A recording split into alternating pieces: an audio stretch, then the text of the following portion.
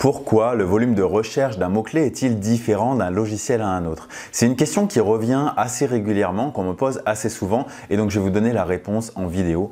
Les volumes de recherche, c'est un indicateur important quand on fait une étude de mots-clés pour savoir combien de fois est recherché un mot-clé. Si on a par exemple un volume de recherche de 1000 sur un mot-clé en particulier, ça veut dire que ce mot-clé est tapé 1000 fois par mois. Et c'est une moyenne sur les 12 derniers mois, donc attention à la saisonnalité, sur un moteur de recherche. D'accord? Donc forcément, vous pourrez vous attendre à avoir plus de trafic si vous êtes premier sur un mot-clé qui est recherché 1000 fois par mois que sur un mot-clé qui est recherché 100 fois par mois. Et à l'inverse, un mot-clé recherché 10 000 fois par mois vous amènera encore plus de trafic si vous êtes premier sur celui-ci ou en tout cas sur la première page.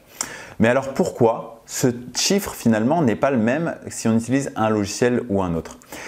La réponse est simple et elle vient d'un changement de Google qui date d'il y a quelques années. Je n'ai pas la date exacte en tête, mais en fait, on va retrouver souvent le chiffre qui est partagé par Google sur la plupart des logiciels parce que les logiciels reprennent tout simplement les données de Google. Vous savez qu'avec Google Ads, vous avez un générateur de mots-clés qui vous donne finalement le volume de recherche qu'il y a derrière un mot-clé. Et bien Google a fait un regroupement en fait de différents termes pour avoir un volume de recherche global sur un ensemble de mots-clés qui sont très proches sémantiquement parlant.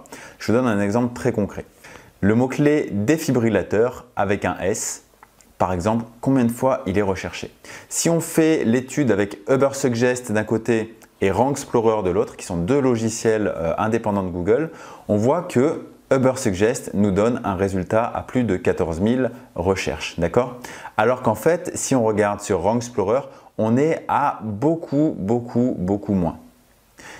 On va poursuivre l'étude en faisant l'étude avec défibrillateur sans S. On regarde sur Ubersuggest et là on voit que le chiffre est exactement le même avec S ou sans S. Maintenant on regarde sur Rank Explorer et là on voit une sacrée différence, d'accord? Pour autant, le volume de recherche de Rank Explorer est toujours inférieur à celui de Ubersuggest.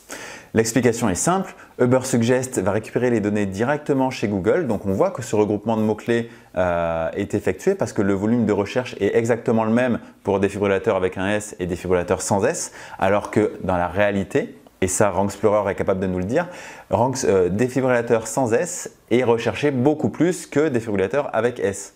On peut faire le test avec défibrillateur avec une faute d'orthographe aussi, avec un seul L à la place des deux L par exemple. Et on voit qu'effectivement, il y a un certain nombre de personnes qui tapent ce mot-clé, mais c'est plus faible que défibrillateur tout seul.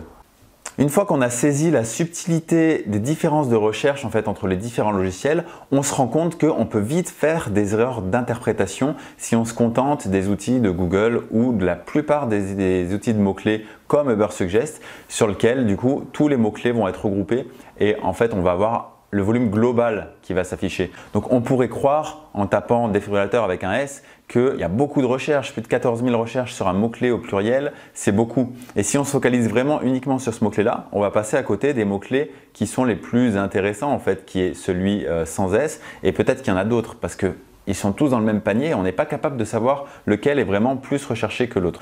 Alors qu'avec Rank Explorer, il est capable d'aller prendre tous ces mots-clés-là, de les différencier pour les faire sortir de leur panier et de savoir vraiment quel est le volume de recherche raccordé à un seul mot-clé en particulier. Et ça vous permet de faire une analyse beaucoup plus fine de l'étude de mots-clés, de l'étude de marché, des mots-clés qui sont tapés par les internautes. Et donc, vous allez pouvoir faire des hypothèses beaucoup plus vraies. On sait exactement le nombre de personnes qui vont faire une faute d'orthographe sur un mot. On sait exactement entre deux mots, avec ou sans accent par exemple, lequel est le plus recherché. On va pouvoir avoir cette finesse d'analyse qui va ressortir finalement dans les actions que vous allez mettre en place pour apporter les meilleures optimisations à vos pages. Et du coup, ça fait une sacrée différence. Ça peut paraître pas grand-chose au départ, mais c'est pour ça que vraiment Rank Explorer, moi c'est vraiment le logiciel que je préconise. C'est celui qui permet la plus fine analyse. Donc Ubersuggest, c'est très bien si vous voulez pas mettre trop de budget, même s'il est payant aujourd'hui. C'est moins cher que Rank Explorer, c'est sûr, mais on a une finesse qui est plus faible. Donc ça peut être suffisant si on veut vraiment quelques informations et qu'on fait un travail léger. Par contre, dès que vous allez vouloir faire un travail beaucoup plus approfondi en termes de référencement naturel, vraiment je vous conseille de passer sur Rank Explorer. C'est l'outil que je préconise. On peut également analyser les concurrents. On a une richesse d'informations qui est beaucoup plus importante. Si vous voulez d'ailleurs rejoindre Rank Explorer, il y a un lien dans la description avec un lien de parrainage. C'est vraiment l'outil dont je me sers le plus, c'est celui que je recommande le plus, donc vraiment allez-y les yeux fermés. Si vous avez aimé cette vidéo, mettez un like, n'hésitez pas à vous abonner à la chaîne pour être tenu au courant des prochaines vidéos, il y en a une toutes les mardis à 11 h. Et puis vous pouvez également rejoindre mon canal Telegram qui est tout nouveau, sur lequel vous allez voir un petit peu les coulisses de mon activité, il y a le lien également en description. Je vous dis à très bientôt.